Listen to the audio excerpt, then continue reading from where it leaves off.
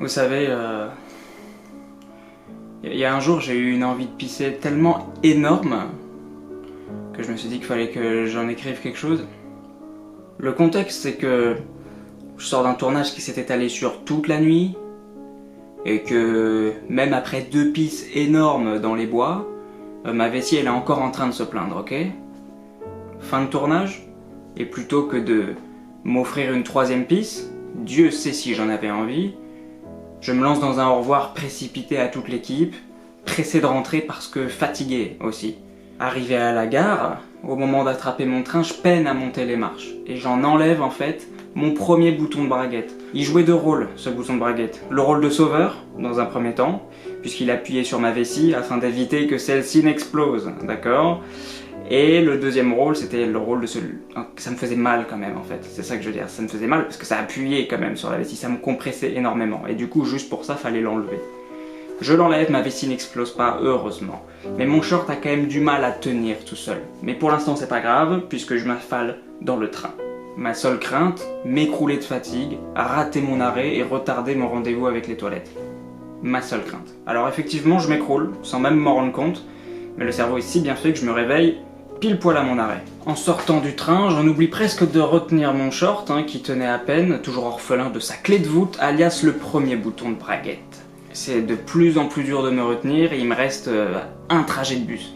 Je prends conscience qu'une vraie envie de pisser, c'est imaginer comme étant une solution le fait de se pisser dessus.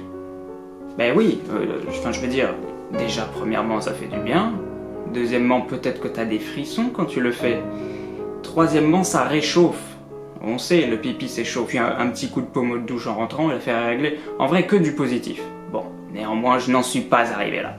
Sur les derniers mètres me séparant de mon appartement, je ne ressemble plus à grand chose, c'est clair, hein. Alors ma démarche elle est pourrie, parce que ma vessie elle est actuellement plus grosse qu'une montgolfière, et parce que j'essaye tant bien que mal de garder mon short au-dessus de ma taille, ok? Sinon ça tombe, et tu te retrouves à moitié nu dans la rue, et Dieu sait si c'est pas drôle. Psychologiquement je souffre. Le syndrome de la porte, il essaie de rentrer dans ma tête, je l'éjecte, mais notez bien que chacun de mes pas, au-delà de me rapprocher de ma porte, rapprochait mon jet de la sortie. Mon jet de la sortie, ok? Mon jet. Il rapprochait mon jet de la sortie, voilà. Je pense qu'à ce moment-là, même si je croise quelqu'un que j'ai pas vu depuis 20 ans, je lui dis non gros, laisse tomber, on se voit plus tard, tu vois pas qu'il y a urgence là, regarde ma démarche. Idiot. Mais le fait est que je reste fort. Arrivé devant ma porte, j'ai encore tout en moi. Je rentre chez moi. Et plutôt que de jeter mes affaires et de me précipiter dans les toilettes comme j'en rêvais, eh ben non, j'essaie de garder une certaine dignité, comme si j'avais quelque chose à me prouver à moi-même. Ouais, comme si je voulais rééquilibrer mon comportement des 3 dernières heures.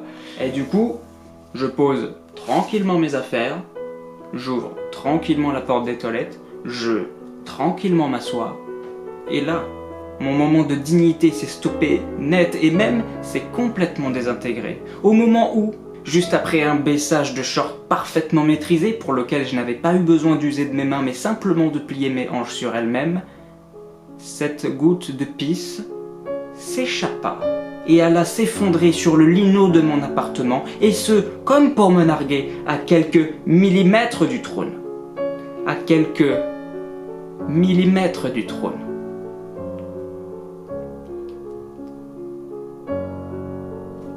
Mon corps venait de reprendre le contrôle, clairement, sur mon cerveau, et de mettre une énorme claque à ma dignité, à ma soi-disant dignité.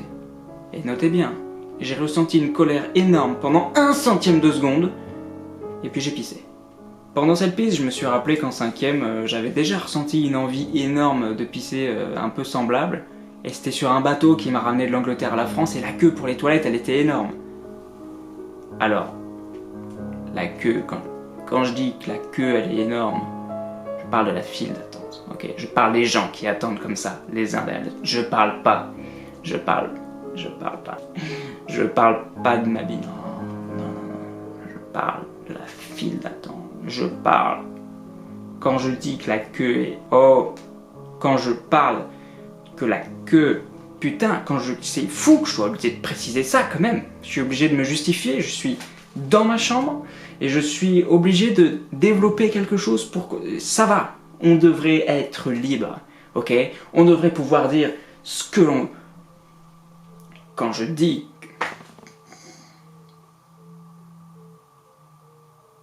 Bref, sur ce bateau, je me rappelle une fois à l'intérieur, posé sur le trône, je me rappelle que j'avais... Je me rappelle avoir senti... Je me rappelle avoir voulu rester là toute ma vie. Bon, alors aujourd'hui, je suis plus si con, hein, mais je ressens quand même une sensation qui s'en rapproche, là, au moment où je pisse. Tout en pissant, je me rends compte que j'ai aussi l'envie de chier. Ça, c'est marrant. Ça, c'est marrant parce que ça veut dire, en fait, que mon envie de pisser, elle était telle qu'elle masquait mon envie de chier. Et ça, c'est rare. Bref, j'ai pissé. Et pendant 41 secondes. J'aurais voulu plus, honnêtement. Tout ça pour ça? Tout ça pour ça?